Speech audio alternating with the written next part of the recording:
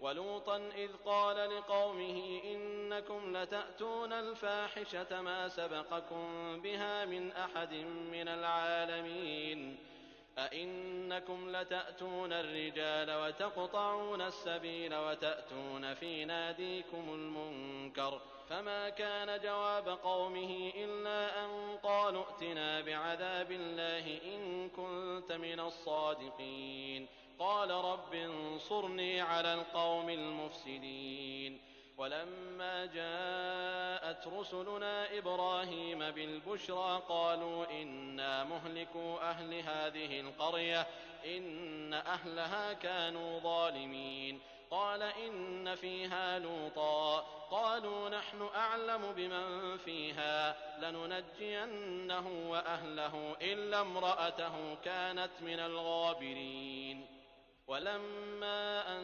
جاءت رسلنا لوطا سيء بهم وضاق بهم ذرعا وقالوا لا تخف ولا تحزن إنا منجوك وأهلك إلا امرأتك كانت من الغابرين إنا منزلون على أهل هذه القرية رجزا من السماء بما كانوا يفسقون ولقد تركنا منها آية بينة لقوم يعقلون وإلى مدين أخاهم شعيبا فقال يا قوم اعبدوا الله وارجوا اليوم الآخر ولا تعثوا في الأرض مفسدين فكذبوه فأخذتهم الرجفة فأصبحوا في دارهم جاثمين وعادا وثمود وقد تبين لكم من مساكنهم وزين لهم الشيطان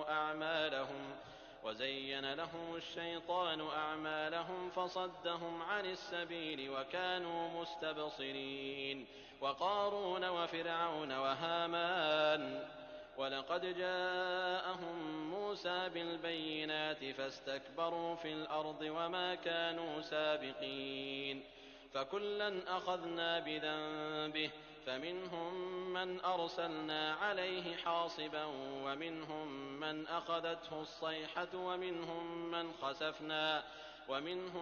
من خسفنا به الأرض ومنهم من أغرقنا وما كان الله ليظلمهم ولكن كانوا أنفسهم يظلمون مثل الذين اتخذوا من دون الله أولياء كمثل العنكبوت اتخذت بيتا وإن أوهن البيوت لبيت العنكبوت لو كانوا يعلمون إن الله يعلم ما يدعون من دونه من شيء وهو العزيز الحكيم وتلك الأمثال نضربها للناس وما يعقلها إلا العالمون خلق الله السماوات والأرض بالحق إن في ذلك لآية للمؤمنين أتل ما أوحي إليك من الكتاب وأقم الصلاة إن الصلاة تنهى عن الفحشاء والمنكر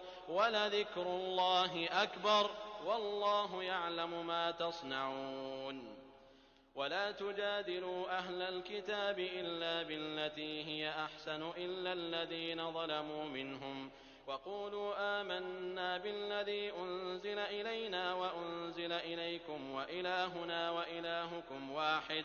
وإلهنا وإلهكم واحد ونحن له مسلمون وكذلك أنزلنا إليك الكتاب فالذين آتيناهم الكتاب يؤمنون به ومن هؤلاء من يؤمن به وما يجحد بآياتنا إلا الكافرون وما كنت تتلو من قبله من كتاب ولا تخطه بيمينك إذا لارتاب المبطلون بل هو آيات بينات في صدور الذين أوتوا العلم وما يجحد بآياتنا إلا الظالمون وقالوا لولا أنزل عليه آيات من ربه قل إنما الآيات عند الله وإنما أنا نذير مبين أولم يكفهم أنا أنزلنا عليك الكتاب يتلى عليهم إن إن في ذلك لرحمة وذكرى لقوم يؤمنون. قل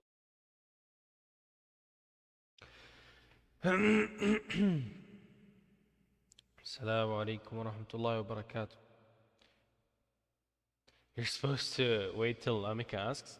Where the thing is, no one's getting anything, not candy or anything. First, change names. If I didn't let the Sheikh Saud al-Shirem keep reading until he got وَإِنَّ أَوْهَنَ الْبُيُوتِ لَبَيْتِ الْعَنْكَبُوتِ لَوْ كَانَ الْعِيُونَ, you would have never known what surah is it. That's one. So I gave you a freebie. Two, there is no candy. Stop asking for candy. All right? I'm not your uncle. I'm Luna's uncle. I give her candy. I don't give you candy. Speaking of Luna, the reason, sorry about the delay, the reason I delayed it so much was because, well, she had a shot yesterday, a needle shot, because she was sick. She's still sick. And today she also took her shot. And once she came back, like a little, around like 10 minutes before the stream, she came back home and she was screaming so loudly. So loudly. You would think someone in the house is like about to get killed. That's why I was like, damn, yeah, probably shouldn't stream right now. Let's wait for her to like calm down and go to sleep. That's what I did. She screamed like for 30 minutes straight. Well, on the bright side, she's sleeping now, so alhamdulillah. How are you all doing? How are you all doing? Let's talk for a bit before we go into the recap and into the new things we have to talk about. There's some interesting side stories, and then we're gonna get to the main event, the prophethood. How are you all doing?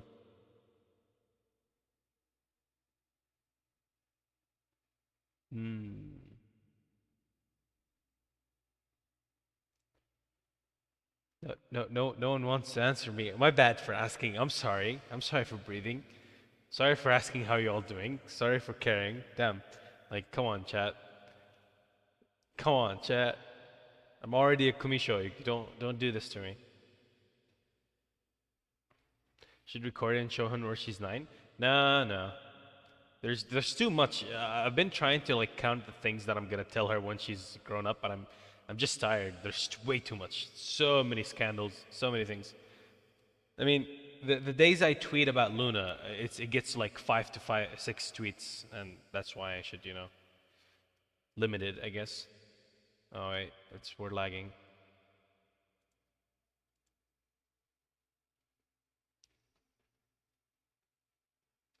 Well, that's why you guys are not answering, because the stream's lagging.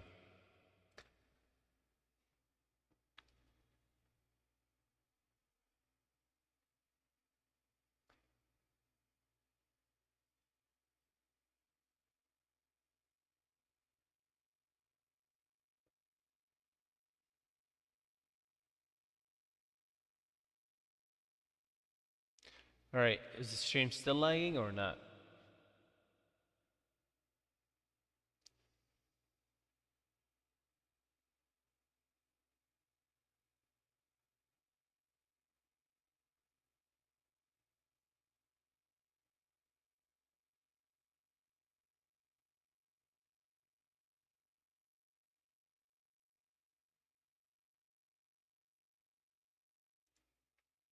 It is lagging? Oh, I don't know why.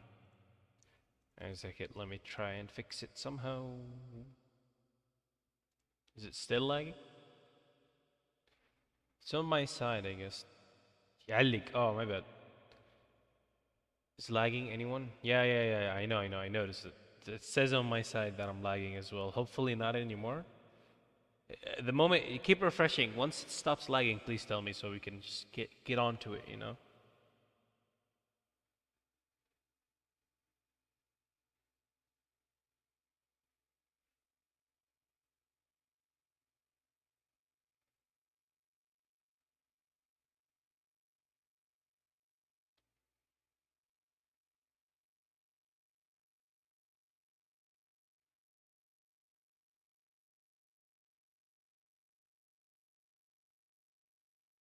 Mm.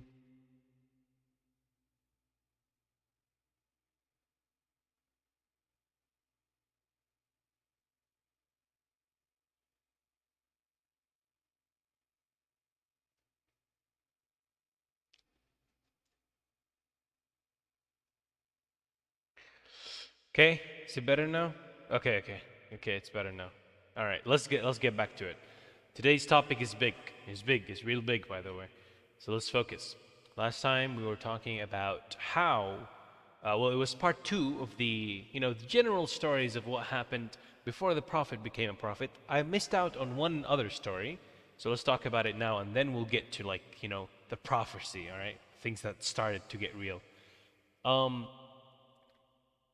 Dur- by the time the prophet was 35 years old, he's currently 35 years old. A long time has passed since the Kaaba was created. Was built.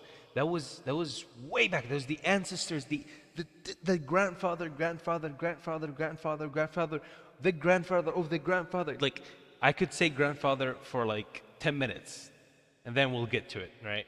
To Ibrahim and Ismail, his son. That's how long it's been. It's been so long that even though it was a huge building and like a majestic building, the Kaaba started to crumble, and the wind and the natural ways of nature, by rain and by floods and stuff like that, started to wear down the Kaaba. So Quraysh, being the tribe that are always uh, pretending to be so big and almighty and stuff, they can't really ignore it because it is a holy place and all kinds of humans come to visit. And that's why Mecca is a thing. Mecca wouldn't even been a city if no one visited it. It's in the middle of the desert. What gave Mecca its purpose and uh, its value was Al-Kaaba. So Quraysh decided to rebuild Al-Kaaba because it was already crumbling so hard. And funny enough, this is something I always find funny, that when they decided to rebuild it, they said, like between themselves, they will only use money that was not illicit. What do I mean by not illicit? As in like halal money, as in like the money that was earned by actual work and not prostitution money or riba money or gharar money. All these bad practices and cheating and trying to trick each other and gambling, these things that existed back then, they did it. Even though no one, they thought that it's okay to do it, that's why they did it, right? But when it came to rebuilding Al-Kaaba, all of them were like, whoa, whoa, whoa, we can't use that money. That money's filthy. How do you know it's filthy? There was no Islam back then. That proves that in their essence, humans understand what's right and wrong. They know what's right and wrong. We just love to lie to ourselves. Me included. Me included. I played gotcha and I wasted money on it for the longest time, for like 6 months, until someone showed me, right? I knew it wasn't a healthy thing to do, but I told myself, well, it's not haram, is it? I'm just playing a game. I'm just using my money on a game. I'm having fun, right? Until someone showed me, reasons why it could be haram and stuff like that. And after reading, I realized, wow, well, I should quit. This is not good. This is definitely not, even if there was a chance of it being, looking like it's not forbidden, when you look at the other, sides of it, it's definitely not a healthy thing, right? And it goes against what Islam taught us. The same thing, and even worse, was with Al-Jahiliyyah. These people didn't even have Islam back then.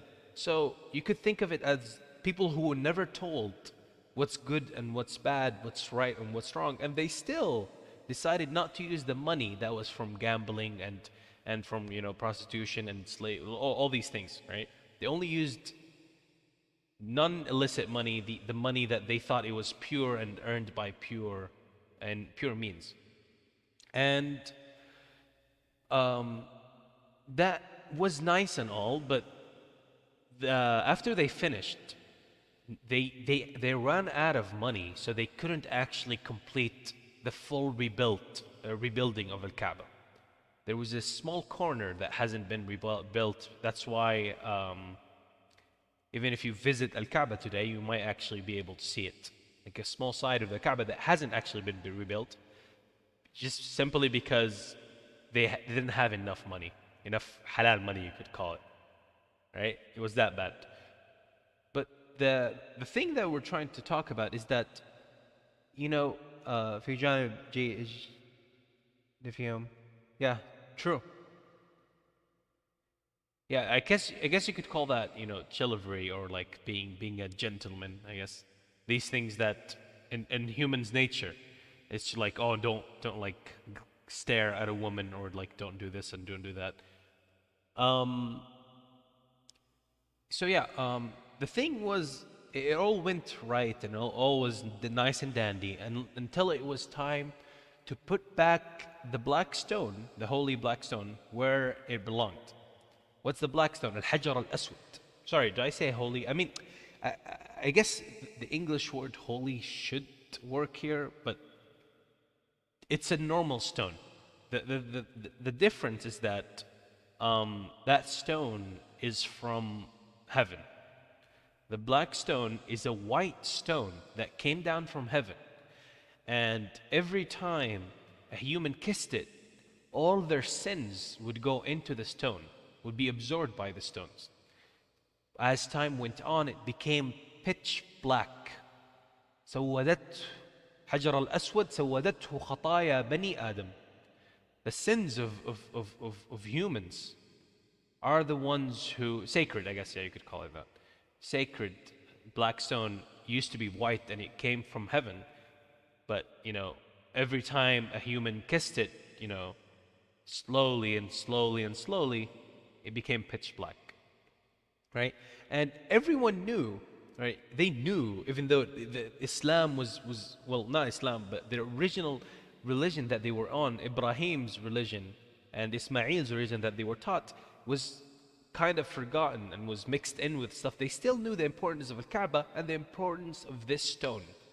That's why the tribes fought. No, we shall be the one in honor to put back the black stone where it is. It is our honor, we shall do it. And then the other tribes of Quraysh, no, we'll do it. And then they actually spent around, if I remember correctly, a few days of fighting until, some of them actually tried to kill each other. That's how bad it was, right? They tried to actually pull daggers on each other, even though they're kind of a family, right?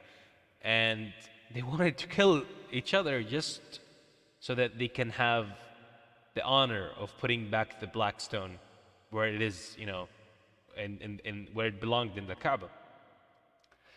And after a lot of fighting, the eldest of them suggested that, well, this is not going anywhere. Rachiga karai, right? And I don't know why I'm speaking Japanese. I don't think anyone will get this, but we're not going anywhere, right? We have to settle this with a way that satisfies everyone.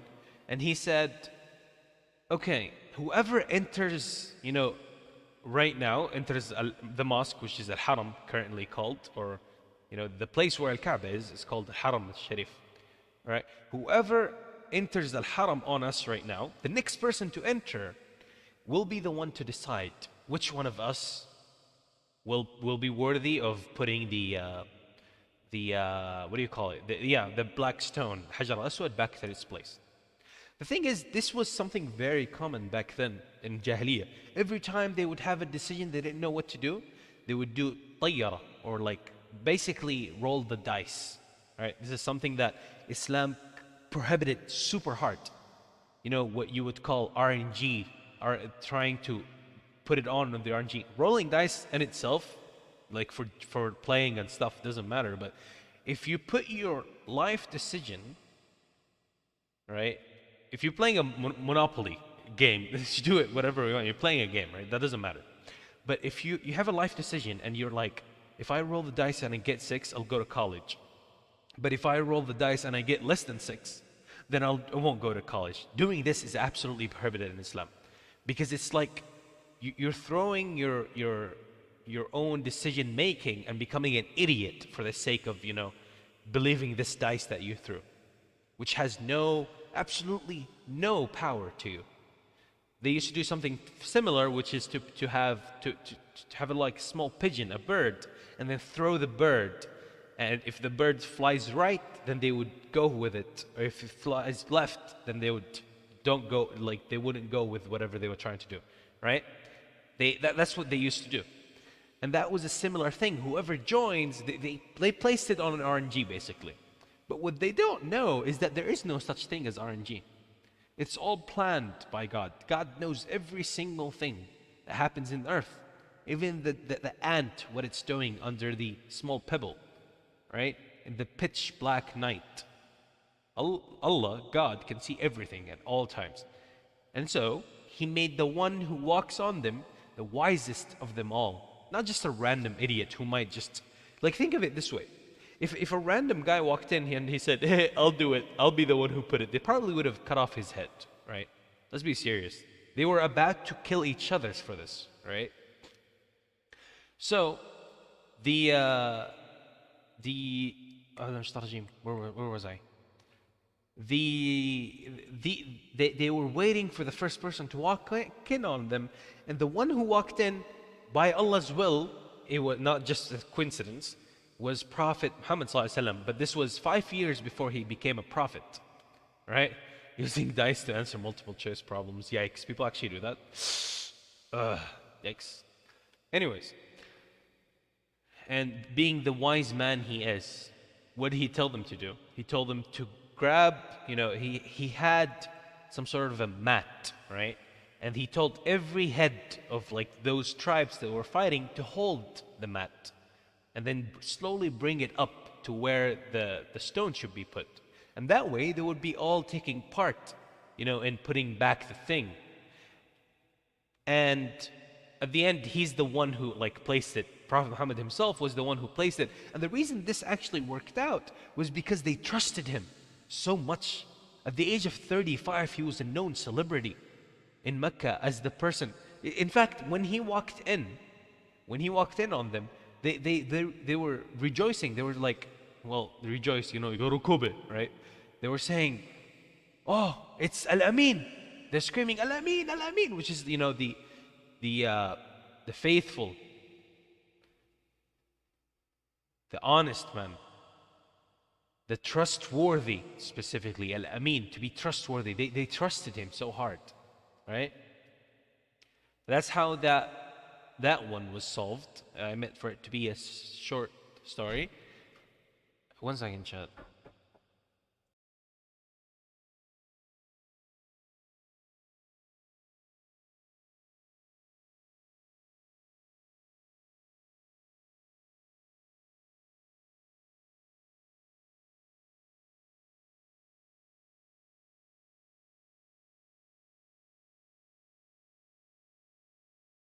False alarm, Luna's not sleeping. Anyways. Okay. So those were of course I didn't mention every single thing, but those were the events before a prophet hit 40 years old. Right? Now let's talk about when he was about to be 40. Right? Now the prophet is almost 40 years old. And what was he doing when he was almost 40? He has been, spending so much time away from everyone else. He was never close to his, quote-unquote people, the people of Mecca. He was never close to anyone. Even though he was a married man, most of the time he spent wasn't at home. He used to go, take some little food with him and then go a little bit, around 2 miles away from the main, village of Mecca, to a cave in a mountain, right? In a mountain there was a little cave that was called, I'm pretty sure all of you know it already. It was the cave of Hira, right?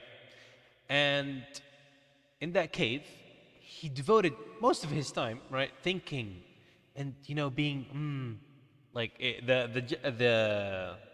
the mountain, by the way, is called Jabal al-Nur, the mountain of Nur, which means light. Very suitable name. And that place had the small cave in it called, Ghar Hira.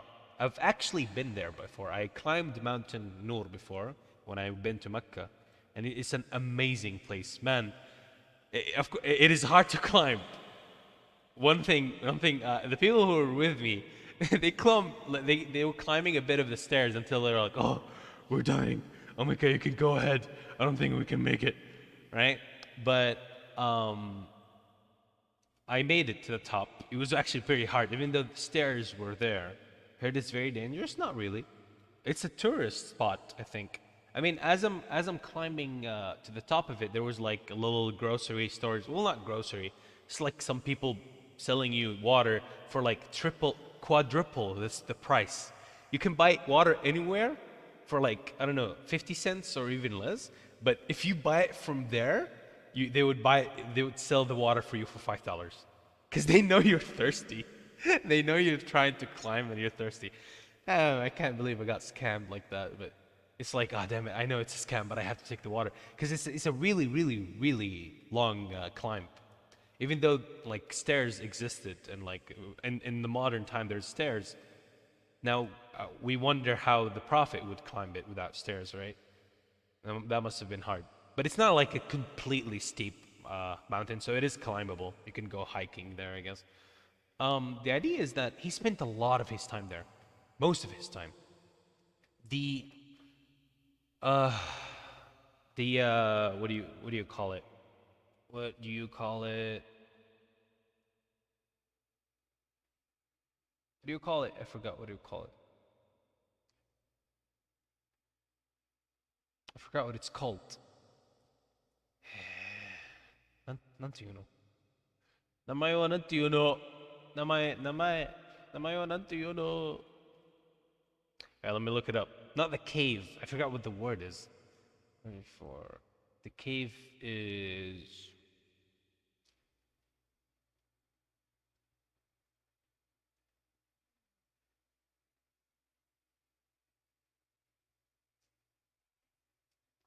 Oi.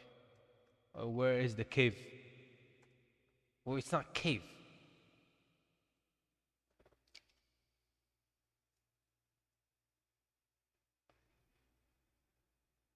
What's happening? Oh, sorry. Let me try to remember. Uh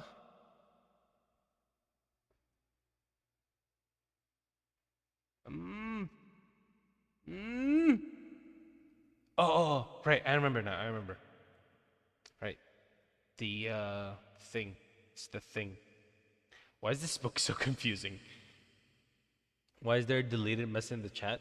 Why are you asking me? Why are you asking me why someone else deleted their message? I don't know, man. Are you gonna say ayaya when you end the stream? What do you mean? I never say ayaya when I end the stream. Why would I say that? That sounds so random. What, you think I'm Yoko Shinobu ni ayayo? Ayaya? Hitomoji o iwa. Ayayo. Sorry. Stop, chat. You're distracting me. Stop. Bad chat. I'll bonk you. Can't believe you're distracting me. There you go. Okay. As I was saying, the Prophet was nearly 40 years old. He used to go to that place, Ghar Hira, the cave of Hira, and spent time in it. A lot of time, and especially, now I remember what I was talking about, especially in Ramadan, in the specific month of Ramadan, like this month we're currently in, by the way, he spent most of time, right, to try and think. They call it a tadabbur. Think. He used to think, I don't like what my people are doing. I don't think this is correct. I don't think, alcohol is good. I mean, it makes you stupid. It makes you not think what you're doing. It makes you probably hit your wife because you're drunk, I don't think this is good. I don't think that's good. The more he grew up knowing that what they're doing isn't exactly right. And he used to escape from all the things that their parties and their stuff and go try and think and look at the sky and think, just like what, Ibrahim used to do when he was younger. Prophet Ibrahim used to look at the sun and say, "Are you my God?" And then when the sun sets, he's like, "No." No, I mean, looks at the moon. He says, like, "Are you my God?" And then the moon goes away. And he's like, "No, I mean, if you're my God, then why would you go away, right? You should always remain there. A God should be strong. A God should be permanent, not just a God during night, right?" And then when the sun came out, it's like, "No, no, no, this is my God. This is bigger. It could be this one." And then the sun goes away. And then he was confused. That was Prophet Ibrahim when he was younger, right? Young Prophet Ibrahim. But the thing is, there wasn't anything that he could do. He felt helpless, about all these problems that are happening. His heart was restless. The more he looked around, he would think, someone created this universe. Something has a purpose, but he didn't know what it is. There was no definitive course of action. There was no approach that he would, take. There wasn't someone to tell him, hey, I know you're curious about these things. Why not come listen to this VTuber talking about Islam? Maybe you want to, be a Muslim, right? No, this didn't exist because Islam never existed. No one was there to tell Prophet Muhammad what to do. But he still kept trying to meditate, kept trying to think. There's something missing. And that kept on until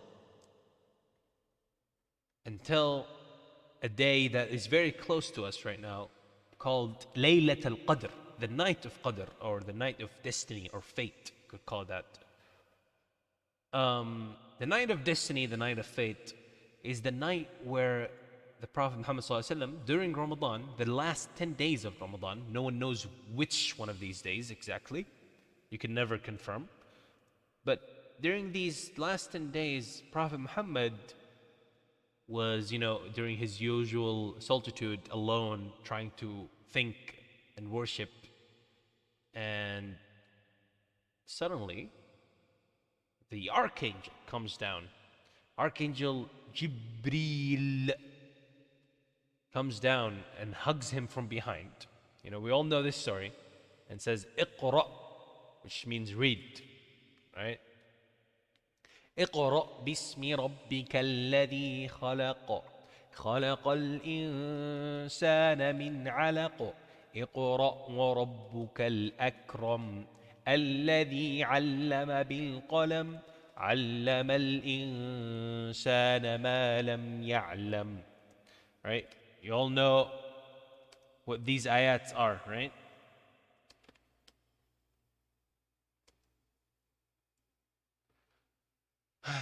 And of course, the very first time this happened with Jibreel, the Prophet was scared. This is something huge behind him. He couldn't see him, and he was telling him to read one time, and then scared, the Prophet says, "I don't know how to read." And he didn't know how to read. He was illiterate. And this was also part of God's wisdom. Allah's wisdom made it so that the Prophet would be illiterate. So that when people say, "Oh, he probably made the Quran," they will be like, "Wait, how did he make the Quran when he doesn't know how to read or write? How can someone who doesn't know how to read or write a book?" Right? It doesn't make sense, does it? And so the Prophet Muhammad ﷺ was told to read by the Archangel Jibreel. He said, "I don't know how to read. Ma ana biqari." Told him again, read, and held him tighter and tighter. Ma ana biqari. 3 times until he told him, "Iqra bismi rabbika alladhi khalaq." And those were the first time, the very first ayat of the Quran came down to our world. And that is Laylat al-Qadr. The side that a lot of people might not know is that after that, the Prophet came running down from that mountain back to his house, to his home, back to his family. he was screaming, زملوني زملوني دثروني دثروني, which means hide me, cover me with blankets, you know, cover me. He was so scared of what he just witnessed, which is the normal response. Like, if something huge just appeared out of nowhere and hugged you from behind, I'm pretty sure you wouldn't really be able to like keep your calm. Probably you would even go insane. And he was beyond distressed.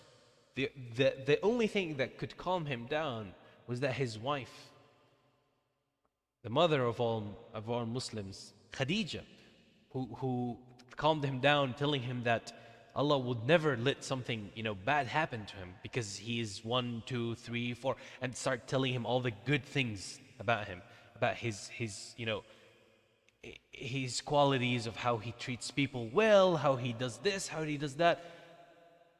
Even Allah, right after that, there was more of the Quran was revealed. يا أيها المزمل قم الليل إلا قليلا. Right? Surah Al-Muzammil came out, and then Surah Al-Muddathir, or specifically Al-Muddathir first, right? Which are just basically Allah saying in the translation, oh, the one who's, you know, hiding, the Muzammil, Al-Muddathir. And eventually, when the Prophet finally calmed down, there was the encounter with, I always forget his name. I don't know why I always forget his name. He's the uncle of his wife, right? The uncle of Khadija. What was his name? The priest, the monk. Khadija's uncle. Uncle. Waraqa bin Nawfal. Oh, Waraqa. I always forget his name. I don't know why, if it's such a nice name as well. Waraqa bin Nawfal, right? This is the guy who, you know, who after Prophet Muhammad had his revelation and, you know, Jibreel came down to him, they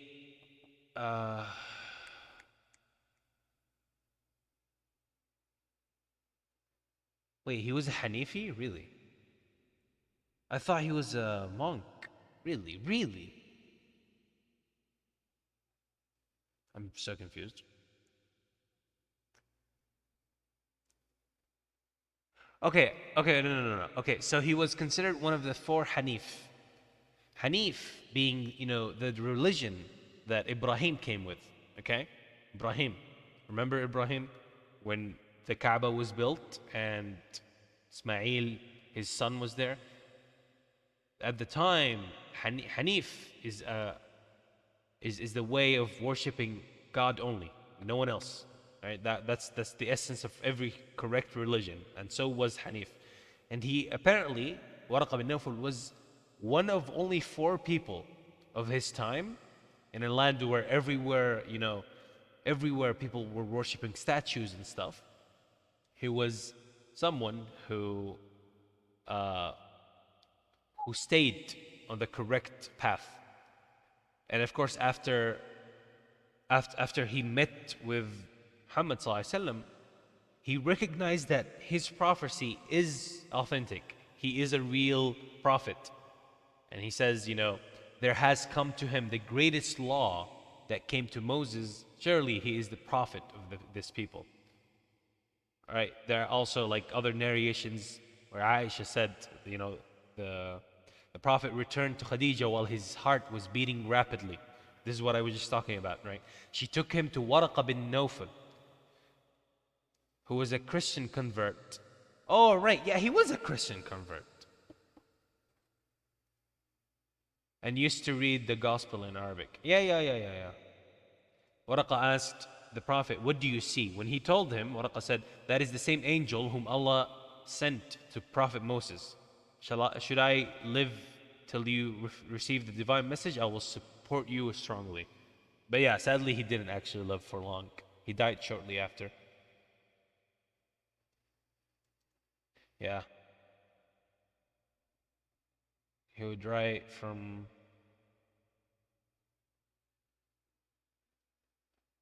Oh, he was even blind. I didn't know that.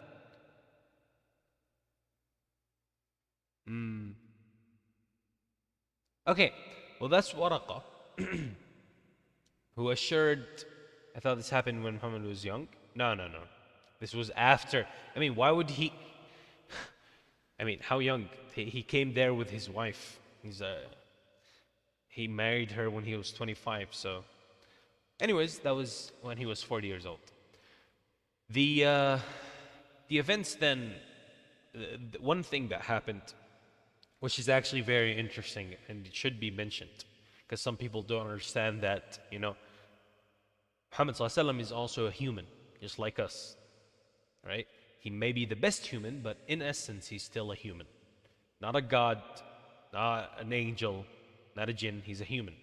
That's why when Prophet Muhammad, after, there was a time, during, the starting days of the revelation. We call it the revelation as in Al-Wahi, when Jibreel would come down with ayat of the Quran and tell it to him. There happened an interruption, as in their revelation stopped for a few days, right? They thought, you know, they thought that some people say that the revelation stopped for like 3 years, but it's been denied. But only for a few days, the revelation stopped. The archangel Jibreel wasn't coming to Prophet Muhammad, right? So he became depressed. Yes, I know. This is the greatest human, but he still got depressed. Just like me and I. Me and I. Me and I is just me twice. Damn, I'm so depressed I had to say it twice. Just like you and I, chat. We all get depressed. And that's an even like and a proof of this being normal is that even the master of all humanity happened to it as well. Prophet Muhammad was not only depressed, he was also like a little bit perplexed, The divine inspiration paused for a while, and the Prophet became so sad that he intended several times to throw himself from the tops of high mountains, basically kill himself. No, none of us would know how he felt right now. You can only speculate things like maybe he thought he wasn't worthy. Maybe he thought he was crazy. Maybe he thought, there's so many things that we can speculate, but we don't know how the Prophet felt, right? Maybe he thought he was hallucinating, with this whole angel thing coming down and telling him all these words that he never heard before, and all these things about him being a prophet, about this, about that. Maybe he was overwhelmed, right? Who knows? But during the period when that revelation stopped coming, the Prophet actually tried to throw himself off a mountain several times. But every time he would go up and try to throw himself, Jibreel would appear and he would say, "Oh Muhammad, you are indeed Allah's messenger in truth," as in you are the Prophet. Which makes us think that he probably thought, that he wasn't. He probably thought maybe he wasn't worthy. He probably thought that maybe he isn't the Prophet. Maybe he's hallucinating. All kinds of things that we don't really understand. We can't understand our own depression. How are we going to understand the depression that the Prophet had, right? 1 second, chat.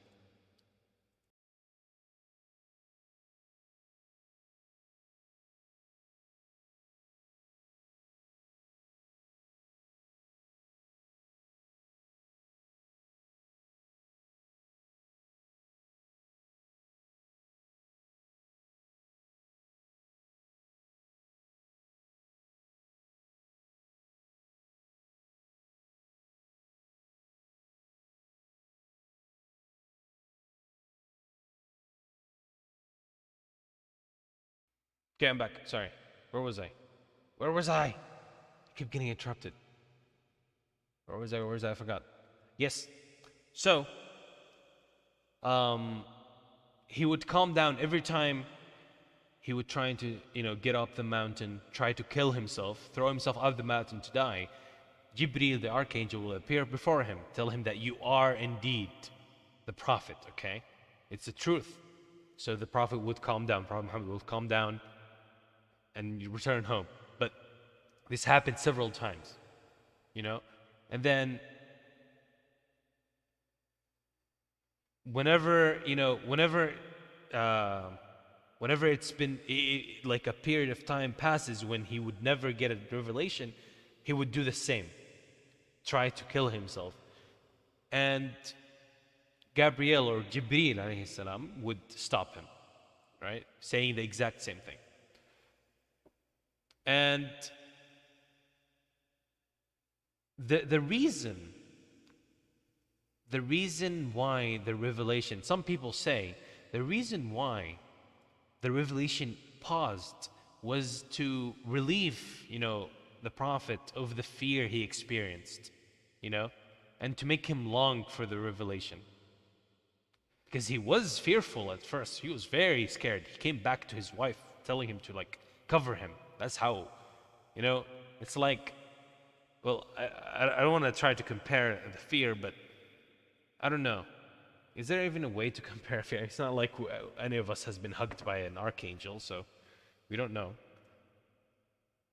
So you guys won't get an analogy this time. And yeah, and then this whole process of the pauses of someone said, Ibn Hajar said that this process was so that his heart would slowly become stronger. I mean, think of it this way.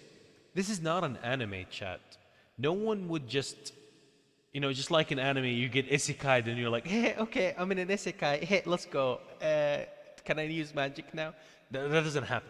When such a huge, major change happens to your life, your brain won't handle it. Your heart won't handle it. You need to be slowly shown and slowly affirm yourself to your no position. Same thing when you probably, I don't know if you guys have been to college yet, or maybe, I guess, high school. I don't know what's the big obstacle in life for that. Suddenly when life changes around you, maybe if you suddenly live in a different country, things will take time for you to get used to. All these are very small things, but I guess that comparing it to an isekai or being told that you're dead, maybe, and that you're in the afterlife would be better. Exams, really? Exams happen all the time. You guys really don't... You feel like everything is unreal during exams?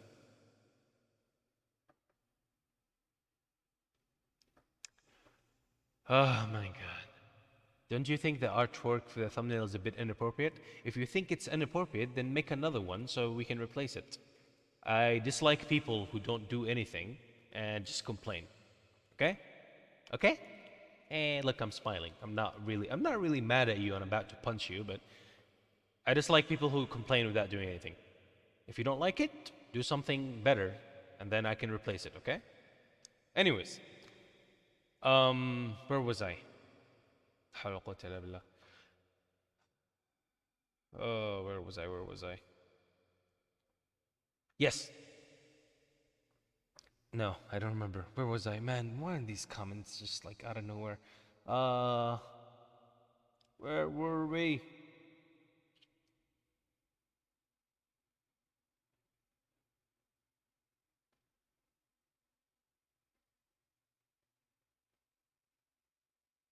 Oh.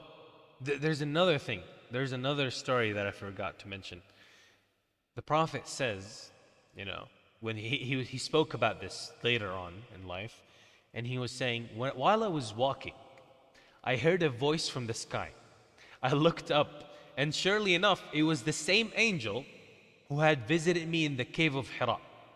He was sitting on a chair between the earth and the sky. The chair is covering the earth and the sky. I was very afraid of him and knelt on the ground. I went home saying, cover me, cover me. The same thing that Allah revealed later. أعوذ بالله من الشيطان الرجيم يا أيها المدثر قم فأنذر وَرَبَّكَ فَكَبِّرْ وَثِيَابَكَ فَطَهِّرْ وَالرُّجْزَ فَاهْجُرْ وَلَا تَمْنُن تَسْتَكْثِرْ. Right? These are the ayat of Surah Al-Mudaththir, which basically mean, oh, you enveloped and, enveloped, the person who's enveloped in garments and covered up, who is Muhammad, is talking to him, Allah. God telling him, arise and warn the people of what's going to happen if they don't come back to worshiping God, right? And the Lord magnify, وَرَبَّكَ فَكَبِّرْ, as in like Allahu Akbar, magnify His existence and say Allahu Akbar, right? Someone being in the chat saying sing. Yes, definitely, this is the greatest time to be singing when I'm reading Quran, right? One day I'll just disable chat so I can just tell the story without these interruptions. Like, the reason I'm doing this in a live style instead of just making a video, which would be a lot easier, by the way, a lot easier for me to just do a video whenever I can instead of putting a specific time that people would like. The reason I'm doing that is that if someone has a relevant question or something that could help, add a few information or maybe remind me of a mistake, we could, have that benefit. But all I see is people, the thumbnail is not appropriate. Can you please sing? Why you lay down? Where? Like, what? How? How am I supposed to deal with you guys?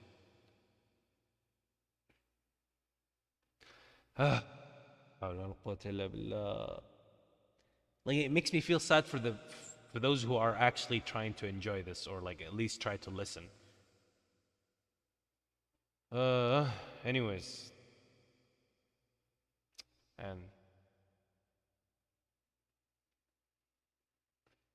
anyways, after that, after the events that we mentioned, the revelations started coming, more frequently and more regularly. In fact, there is another, it was so frequent and so regular. The Prophet one time, very, very later, in Surah Al-Kahf, some people asked him about something, and he was so sure. This is a good lesson to learn. And I'll be the last thing before we end the stream, I guess. This is an important story, chat. After all the events we just talked about, the Prophet has been giving, revelations, al-wahi, as in like, revelation is basically the Archangel Jibreel, or Gabriel, coming down with the Quran verses and giving it to the Prophet. The Quran verses, always the ones that were given to the Prophet, always solved problems that existed and always helped out with a lot of things, right? And I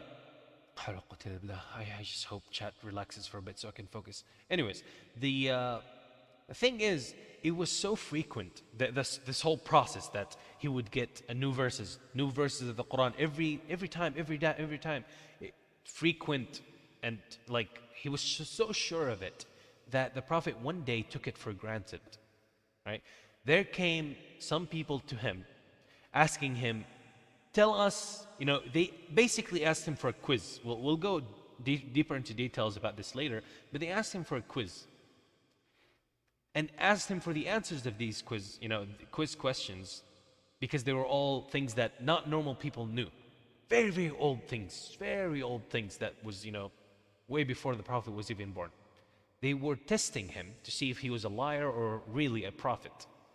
Because if he's a liar, he would never know these things that existed before he was, alive. But if he was a real prophet, he would answer these questions. And what did the Prophet do? He messed up. Because he is not immune to messing up. He said, okay, come back tomorrow and I'll give you the answers. Now, does any of you know why did the Prophet mess up by saying, okay, come back tomorrow, I'll give you the answer? Does anyone know why? Let's see if you guys are actually listening. Hopefully you're listening. I'm gonna improve my mood by some nice, nice comments. Listen. Yes. yes, he did not say Insha'Allah. Yes, thank you for being, observant and you were listening. The reason he messed up is because he didn't say Insha'Allah, which means if God wills. If God wills, tomorrow I will be giving you guys the information you want. And to teach him a lesson, because just like us, just like us humans who learn from mistakes, the Prophet also made a mistake and he should learn from it. And Allah, what he did was that he didn't let any revelation happen to him. He didn't give him the answers. And then the next day came by and the Prophet says, no, tomorrow. Forgetting to say Insha'Allah. He took things for granted, something that all humans do all the time. He thought that he will always get al-wahi, even if he didn't say Insha'Allah, which is a big problem. Remember, nothing in your life is for granted. Nothing at all. Even the food that you're eating. One day you might actually never get food on your plate. You should always say, Inshallah, tomorrow we'll have a great iftar, right? Say, Alhamdulillah, be grateful for your iftar that you ate, and Inshallah, you will eat another one tomorrow, right? Always say, Inshallah. That Allah scolded the Prophet in Surah Al-Kahf saying, وَلَا تَقُولَنَّ لِشَيْءٍ إِنِّي فَاعِلٌ ذَلِكَ غَدًا إِلَّا أَن يَشَاءَ اللَّهُ. Right? As in, the translation, don't say, I will do that tomorrow. Saying, I will do that tomorrow is very bad. You should say, Insha'Allah, I will do that tomorrow. Because you never know. Say you might say to your mother, oh yeah, I'll be a good son tomorrow. And then you die today. You get hit by truck-kun and probably you won't get isekai, you will just die. Right? Maybe try saying Insha'Allah. Don't show Allah that you understand that He's the one who has complete hold of your fate. Where you die, where you live, where you eat, where you sleep. Everything is in Allah's hands. People who say Insha'Allah all the time, if God wills, and understand that, live better lives. They don't take things for granted. I took things for granted a lot, of course. I'm also human. It can happen in anything, not just food and stuff. Even human relationships. You might have that one friend and you'll be like, oh no, every day you meet up with that friend, so you'll be like, nah, we fought, okay, that's fine. He'll come back tomorrow and then we can make up and be friends again. What if they don't come back tomorrow, right? What are you going to do then? Cry? That's why you should always remember to say Insha'Allah. And of course, when someone says Insha'Allah, they don't just say it and just sit down and just start. No. It's like those who say, there's some Muslims that are like, oh, Inshallah, I get full mark, and then they right? And they start sleeping. No. If you want a full mark, then you should work hard to get that full mark, while also saying Inshallah. Everything has two parts to it. Tawakkul and amal bil asbab. Tawakkul, right, is to rely on Allah. Tawakkul means to rely on Allah by dua and by saying Insha'Allah, right? Insha'Allah shows that you're not ignorant, shows that you understand that you have no power in whatever happens, and only God can make it happen. Even traveling, you could be trying. I've said this whole traveling, example so many times. Trying to travel somewhere, and instead of saying, someone calls you, hey, when are you going to be in Texas? And you're going to be like, oh, I'll be tomorrow. Well, joke's on you. The plane lands in some sort of, hidden village, the hidden leaf village, Konoha, and then you never make it to Texas, right? Because it crashed or whatever happened to the plane. Say, Inshallah, I'll be there tomorrow, right? What should we say if Inshallah is a word that our favorite VTuber that don't... Wait, what? What we should say if Inshallah is a word that our favorite VTuber that don't know about? What do you mean? Yeah, I'm in Texas. No, you're not. You're in Brazil. Texas is not real. You've been taken to Brazil. This is a lie. I'm sorry. I'm having trouble understanding this. Are you saying that one of your favorite VTubers don't know what Inshallah is? If they don't know what Inshallah is, then that's probably because they're not Muslim. And And if they're not Muslim, then you would have to start off by teaching them about Islam if they're interested, right? After they become Muslim, they will learn about why inshallah is important, you know? The reason we can say inshallah is because we're not saying it, listen, Mary, it's not about saying inshallah, inshallah, inshallah, inshallah 10 times. No, no, no, no. Words have weight. They have power in them. Your will, your heart, your belief in these words are what make them valuable. If someone says, yeah, inshallah, yeah, whatever, man, yeah, inshallah, inshallah. Some people actually use the word inshallah to just say no indirectly. You know that, right? It's not about just saying the word, it's about believing in it. That means you have to be a Muslim first, understand that, you know, Allah is the one that moves everything and does everything and that has complete control. Then when you say inshallah, then you're saying if God wills it. That's why it's not specifically about inshallah. Saying if God wills it, of course, is fine as well, even though it's in a different language, right? Because the person who says if God wills it, they understand that God has, you know, Allah. Of course, if they have one God, that would work. If they think that there's like 100 gods, then that doesn't work out. You know? They tap in on your region too. What? Indonesian thingy? What do you mean Indonesian thingy? It's an Arabic thing. It's saying, God willing, you're not supposed to say it randomly.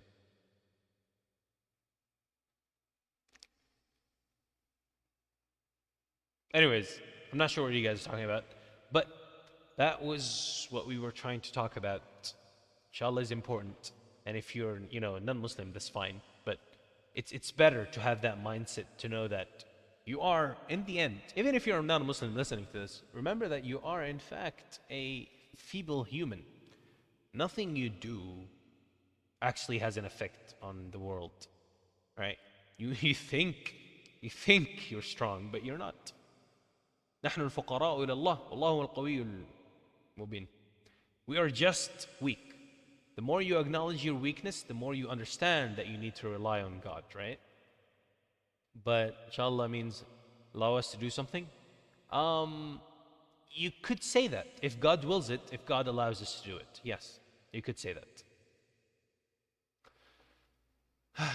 Saying inshallah like it means you say no. That's what people say it.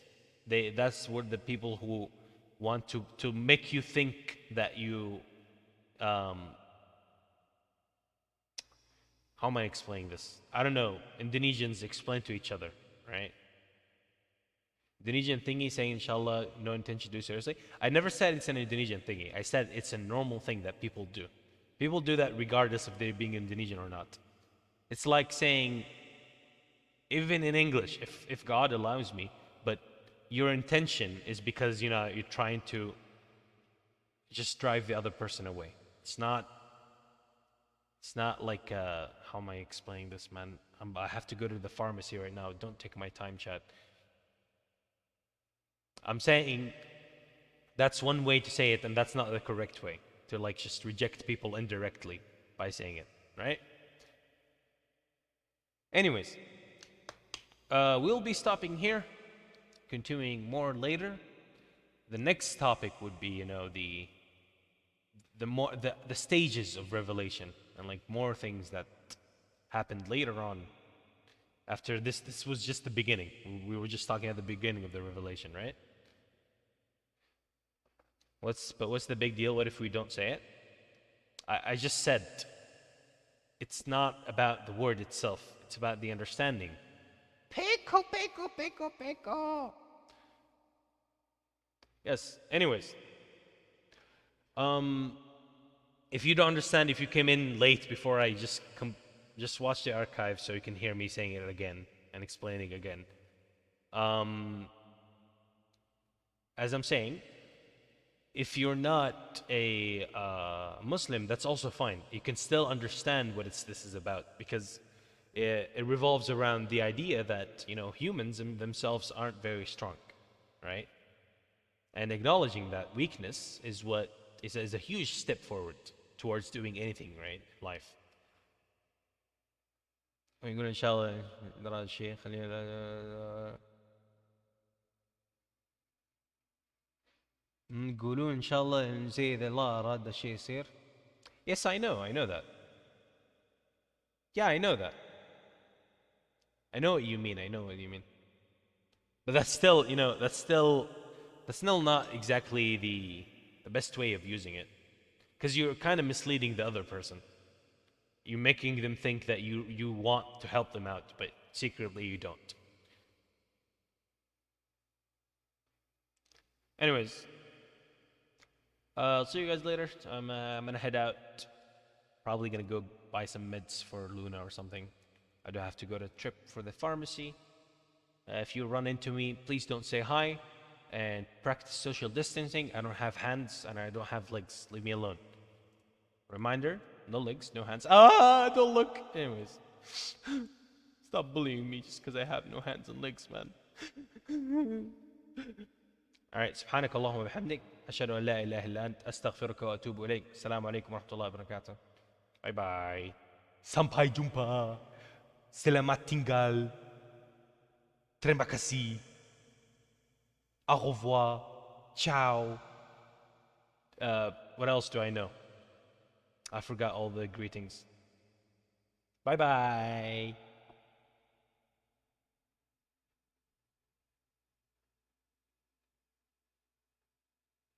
I'm staring at your soul. Sorry.